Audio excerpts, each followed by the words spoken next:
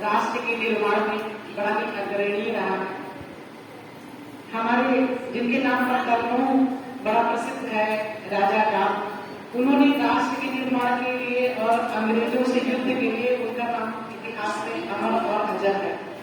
आज हम एक स्वतंत्र भारत में सांस ले रहे हैं, उसके पीछे हमारे बहुत सारे वीर और वीरांगनाओं ने अपने जीवन की आहुति दी है और तब हम जाकर आज हम एक स्वतंत्र भारत में रह रहे हैं। तो सबसे पहले मंचासीन सभी हमारी बहनों का स्वागत और अभिनंदन है इस प्रशिक्षण सत्र में वर्ग में, और आप सभी प्यारी बहनों का बहुत ही हंसमुख और बहुत ही प्रसन्न चित्र दिखने वाली देवियों को मैं नमन करती हूँ। सबसे पहले मैं अपनी मातृभूमि को नमन करते हुए भारत माता की जय, भारत माता की जय, भारतीय जनता पार्टी जिंदाबाद जिंदाबाद। चलिए मैं शुरू करती हूँ। मुझे दिया गया है विषय, वो है राष्ट्र निर्माण में महिलाओं का योगदान। सबसे पहले मैं आप सभी से विनम्र आग्रह यह करूंगी कि ये कार्यक्रम जिस क्रमबद्ध श्रृंखला में शुरू हुआ, सबसे पहले भी हमारी बड़ी बहन, हमारी छोटी बहन रमा जी ने बताया कि प्रदेश प्रशिक्षण वर्ग हुआ, वो 3 दिवसीय था। हम सभी बहनों ने 3 दिन का प्रशिक्षण लखनऊ जनपद में प्राप्त किया। उसके बाद क्षेत्रीय प्रशिक्षण का सत्र चला और ये आज जनपद स्तर का सत्र हो रहा है, जिसमें हमारा मुख्य उद्देश्य कि हम अपनी बहनों में एक जोश भरें, एक ऐसा विचार लाए कि उन्हें लगे कि हम जिस पथ पर चल रहे हैं निश्चित रूप से कभी ना कभी हम उस मंजिल को प्राप्त करेंगे जो हमारे सपनों में है, जो हमारी आकांक्षाओं में है। तो मेरा ये आपसे आग्रह है कि विषय तो बहुत ही अच्छा है, हम देवियों से संबंधित है, तो ध्यान से सुनेंगे, क्योंकि हो सकता है कि विषय प्रशिक्षण वर्ग हो सकता है आगे चल के मंडल तक कराया जाए। तो जैसे आज हम पहले यहाँ प्रशिक्षण आपको देने आए हैं, आपको हो सकता है मंडल में जाना पड़े प्रशिक्षण देने, तो अगर ध्यान से सुनेंगी, विषय को समझेंगी, तो बढ़िया हंसते हंसते प्रशिक्षण देंगे और बढ़िया हंसते हंसते ग्रहण करेंगे, और नहीं तो फिर समझ सकते हैं आप।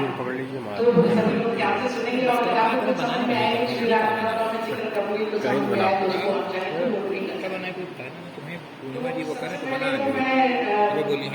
राष्ट्र निर्माण में महिलाओं के योगदान को समझाने से पहले आप सभी को एक जयशंकर प्रसाद जी की एक पंक्ति के साथ प्रारंभ करूंगी।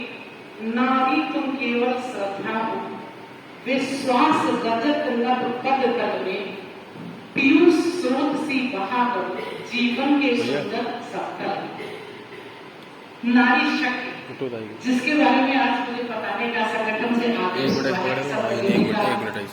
मुझे बोला गया है। इस विषय को कभी खत्म ही नहीं कर सकते, जो आगे और अंत तक बोल सकते हैं।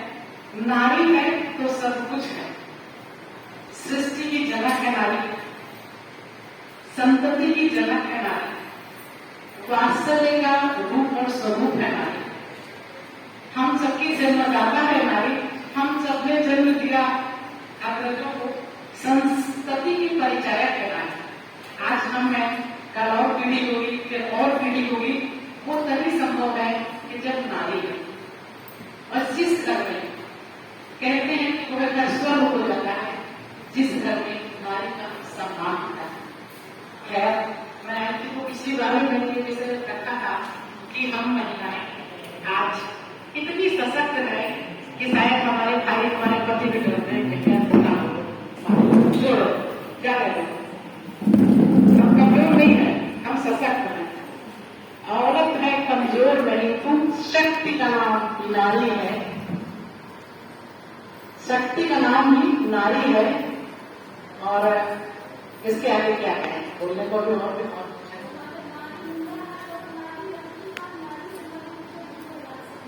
बिल्कुल सच बात है।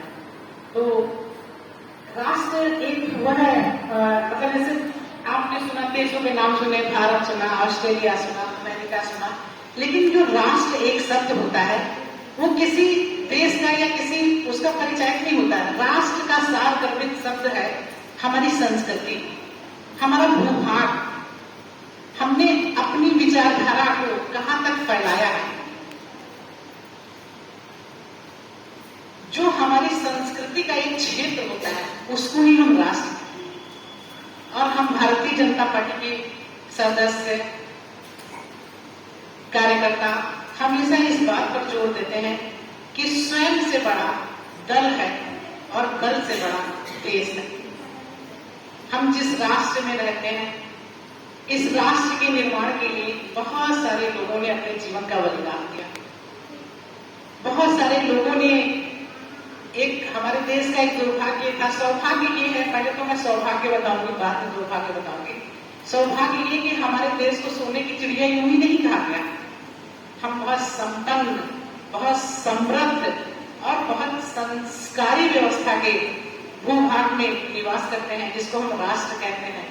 तो यह ऐसी व्यवस्था रही कि समृद्ध हमारा देश रहा। हमारे मंदिर, हमारे जो भी धार्मिक स्थल है हमेशा मतलब संपन्न रहे, क्योंकि धार्मिक आस्था लोग आए, हजारों रुपए चढ़ावा चढ़ा गए, हमेशा संपन्न रहे, मंदिर बलशाली रहे।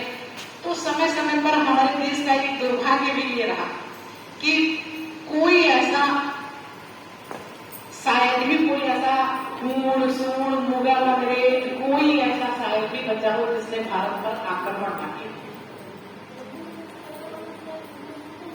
तो आज मैं नारियों का जो विषय आपके सामने रखूंगी, महिला राष्ट्र निर्माण में महिलाओं का योगदान, उसमें एक विषय में ये आता है कि हमारे राष्ट्र में महिलाओं का सम्मान हमेशा से था, जो हमारी अपनी मूल संस्कृति थी, वैदिक सभ्यता थी, या आप कह लीजिए कि पूर्व जो हमारा आर्य का भी समाज था, उसमें महिलाओं की स्थिति बहुत संपन्न थी, बहुत विदुषी थी उस वक्त की सब महिलाएं, और उनको सारे अधिकार प्राप्त, पुरुष के बराबर ही उनको समानता का अधिकार प्राप्त था, स्वतंत्रता के अधिकार प्राप्त थे। और उस समय की जो शिक्षा व्यवस्था थी, वेद शास्त्र ऐसे जो माध्यम थे अध्ययन के, वो बड़ी प्रकांड विद्वान हुआ करते थे। अधिकार उनको इतना प्राप्त था कि वो स्वयंवर में चल जाता था उनके लिए, वो अपने वर्ग का चयन स्वयं करते थे। हमें ये अधिकार आज भी प्राप्त नहीं है, स्वैच्छिक रूप से प्राप्त नहीं है।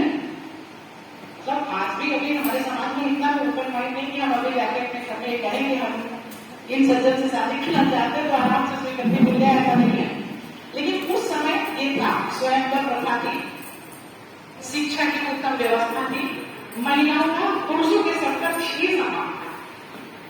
लेकिन दुर्भाग्य से हमारा ये जो देश सोने की चिड़िया था, इससे आकर्षित होकर इतने आक्रांताओं ने समय समय पर आक्रमण किया कि उन्होंने कहीं न कहीं सबसे ज्यादा पैसा ले गए कोई बात नहीं, धन ले गए कोई बात नहीं, सोना ले गए, चांदी ले गए कोई बात नहीं, वो हम फिर से हमारे पास आ गए।